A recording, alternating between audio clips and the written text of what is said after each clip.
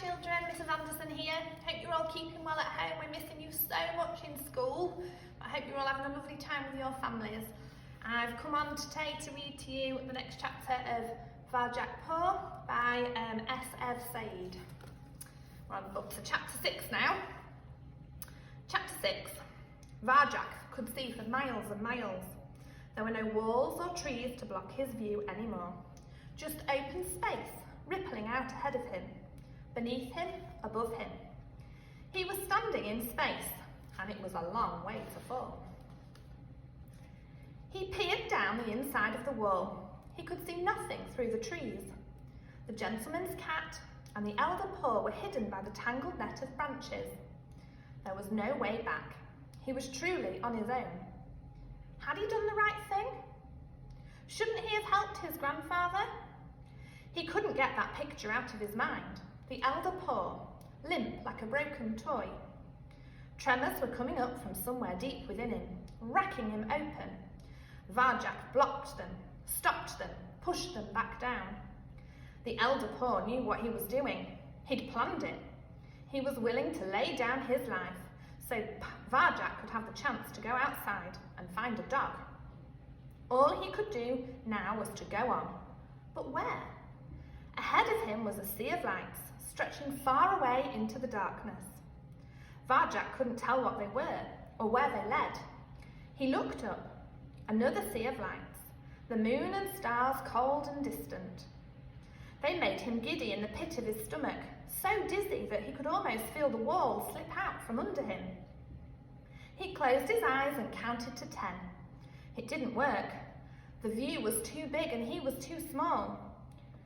A purebred Mesopotamian blue had no place on top of a wall. But then, as his family said, he wasn't much of a blue. So who was he? Beneath that giant sky, he was no one. He was nothing. Varjak's stomach lurched. He was going to be sick if he stayed on the wall any longer. Down. He had to get down, and quickly. The black cats would be looking for him. But how? He couldn't climb down the wall, it was sheer. He'd overbalance and crash if he tried. There was a tree outside the wall, just one. He could climb down a tree if he could only make it that far. He stretched out his paw.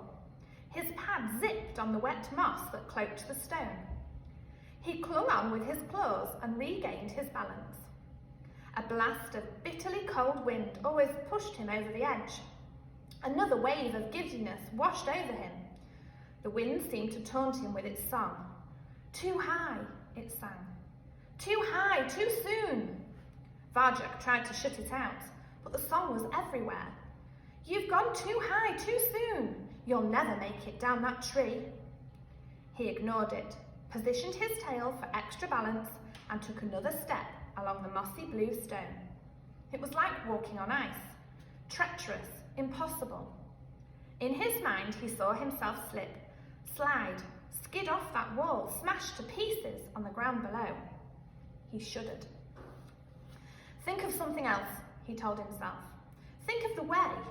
What was it? Slow time, moving circles, shadow walking. Varjak staggered towards the tree. Too high, whistled the wind. Slow time, he yelled back. He wasn't going to let the wind beat him.